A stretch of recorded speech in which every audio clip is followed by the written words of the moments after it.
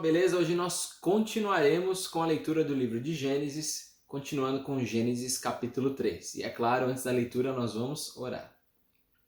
Deus, nós te agradecemos pela tua palavra, pedimos ao teu Santo Espírito que abra o nosso entendimento, abra os nossos olhos espirituais, queremos conhecer mais do Senhor e queremos conhecer da tua vontade para as nossas vidas. Em nome de Jesus, amém. Gênesis capítulo 3, versículo 1. Ora, a serpente era o mais astuto de todos os animais selvagens que o Senhor Deus tinha feito. E ela perguntou à mulher: Foi isso mesmo que Deus disse, não comam de nenhum fruto das árvores do jardim?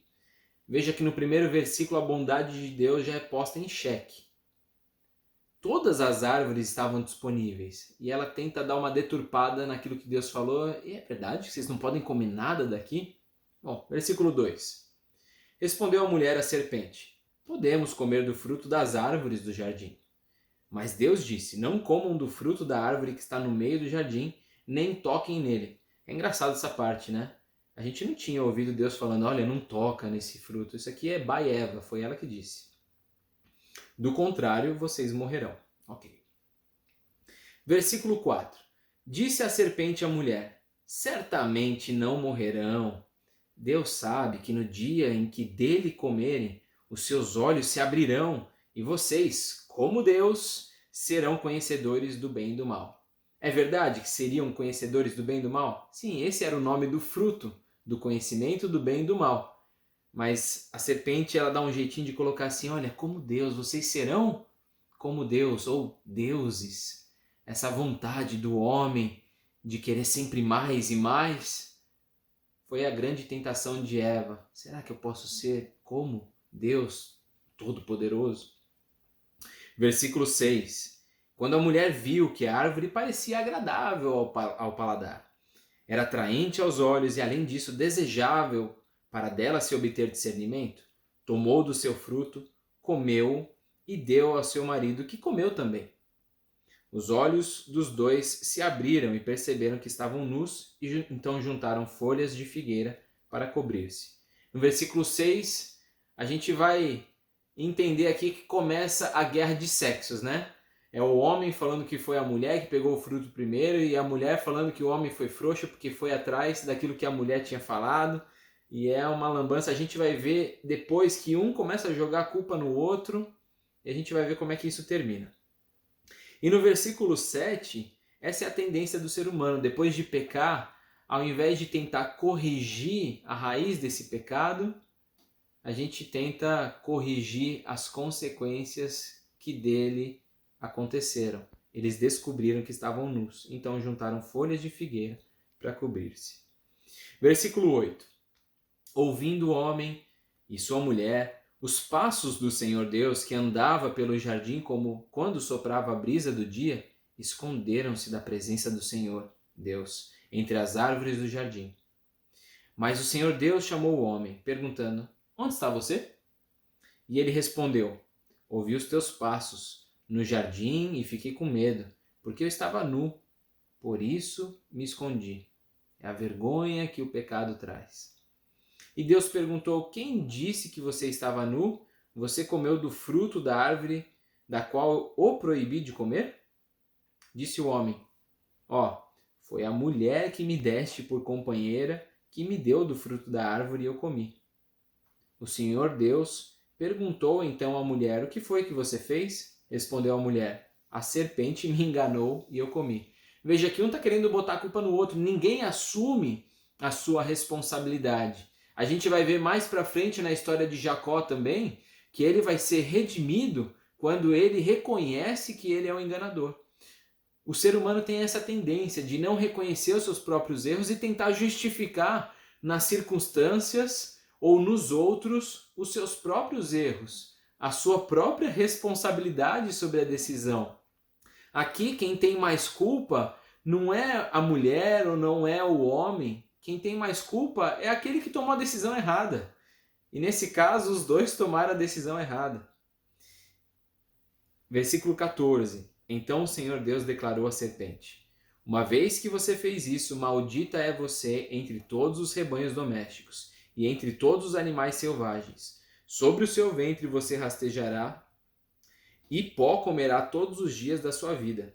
Porém, inimizade entre você e a mulher, entre a sua descendência e o descendente dela. Este ferirá a sua cabeça e você lhe ferirá o calcanhar. Gênesis capítulo 3, versículo 15 é o que é chamado de proto-evangelho, ou seja, uma das primeiras aparições, na verdade é a primeira aparição de Jesus na Bíblia. Essa menção de o descendente dela, no singular, remete a Jesus, que pisaria na cabeça da serpente e triunfaria sobre o que Satanás fez com a humanidade. Veja que a consequência dos erros, a serpente tentando a mulher, e a mulher comendo do fruto, e depois o homem comendo do fruto, cada um com a sua responsabilidade, cada um vai sofrer as consequências do seu próprio erro. Agora é a vez da mulher. A mulher, ele declarou: multiplicarei grandemente o seu sofrimento na gravidez. Com sofrimento você dará à luz a filhos. Seu desejo será para o seu marido e ele a dominará. E agora chegou a vez do homem, versículo 17. E ao homem declarou: visto que você deu ouvidos à sua mulher e comeu do fruto da árvore da qual eu ordenei que não comesse, maldita é a terra por sua causa. Com sofrimento você se alimentará dela todos os dias da sua vida. Ela lhe dará espinhos e ervas daninhas, e você terá que alimentar-se das plantas do campo.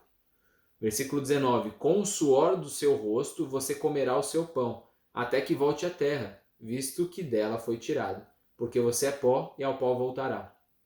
É engraçado que, nesse ponto, algumas pessoas, quando estão lendo, estão dizendo assim: ah, então quer dizer que o trabalho é a maldição que o homem recebeu como consequência. Veja, com o suor do seu rosto você comerá seu pão. Mas antes de pecar, qual que era a função do homem? A gente viu que ele lavrava a terra, cuidava da terra, dava nome aos animais. O que é isso se não trabalho? Já existia trabalho, mas agora como este trabalho é desenvolvido, e não é a questão da atividade laboral, aquela é mais penosa, aquela não é tão penosa, mas a questão é, existia trabalho antes e já existia trabalho quando ele peca. A questão é, agora com o suor do rosto você vai comer seu pão. Então antes as coisas eram mais fáceis e agora com o suor do rosto você vai comer seu pão. O trabalho não é maldição dada por Deus, o trabalho é uma bênção. Mas como o trabalho estava sendo desenvolvido e como ele vai ser desenvolvido depois do pecado, aí é o que muda. Versículo 20. Adão deu à sua mulher o nome de Eva, pois ela seria a mãe de toda a humanidade. O Senhor Deus fez roupas de pele e com elas vestiu Adão e sua mulher. Esse versículo 21 não é Deus dando uma de estilista falando assim, ó, pega essa roupa aqui é melhor. Com certeza essa roupa de pele de animal deve ter ficado muito melhor do que a roupa de folhas. Mas a questão aqui é como Deus estava mostrando já para o homem que o pecado seria redimido através de derramamento de sangue. Então um animal foi morto e esse derramamento de sangue traria perdão aos pecados. E a gente vai ver Jesus depois como cordeiro sem pecado e ele derramando o seu sangue e trazendo perdão aos nossos pecados de uma vez por todas.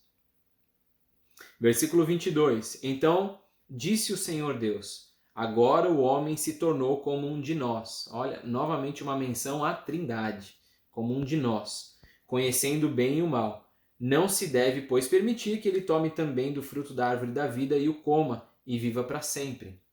Então a eternidade já também não existe mais a partir deste versículo. A árvore da vida, o homem está proibido de comer. Versículo 23.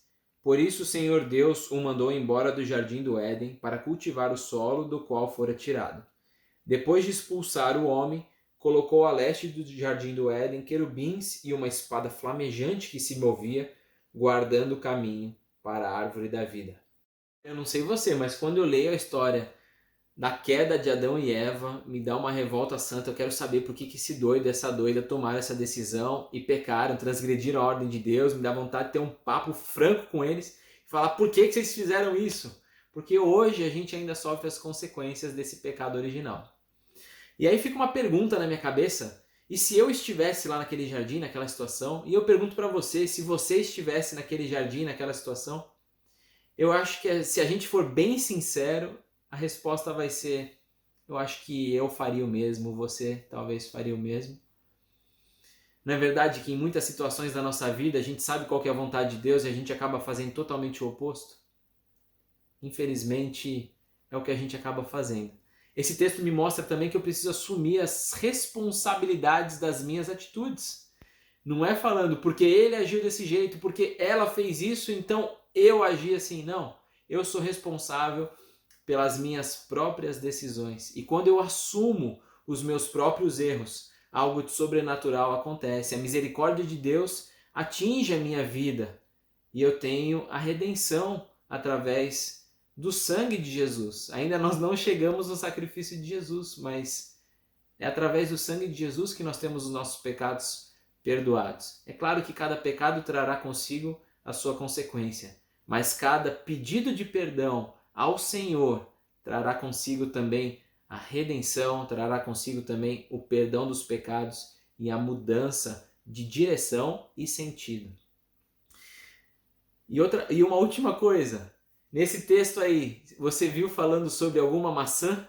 Pois é, maçã é uma invenção de alguém e isso acabou se propagando erroneamente. A gente não sabe qual que era esse fruto do conhecimento do bem e do mal. Poderia ser uma jaca, uma manga, ou poderia ser até um fruto que a gente não conhece. Vamos orar?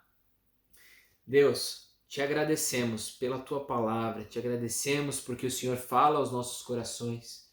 Pedimos, Senhor, que o Senhor nos ajude a assumirmos as nossas responsabilidades, que nós possamos entender que nós somos senhores das nossas atitudes, que o Senhor nos ajude na hora da dificuldade, na hora da tentação, na hora da provação, que nós consigamos ultrapassar isso e que nós possamos chegar naquele ponto de receber da tua misericórdia e do teu perdão, ao reconhecermos que realmente nós somos falhos e erramos.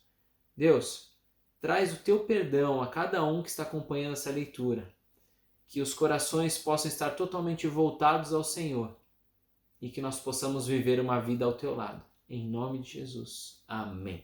Deus te abençoe. Eu te espero amanhã, Gênesis capítulo 4.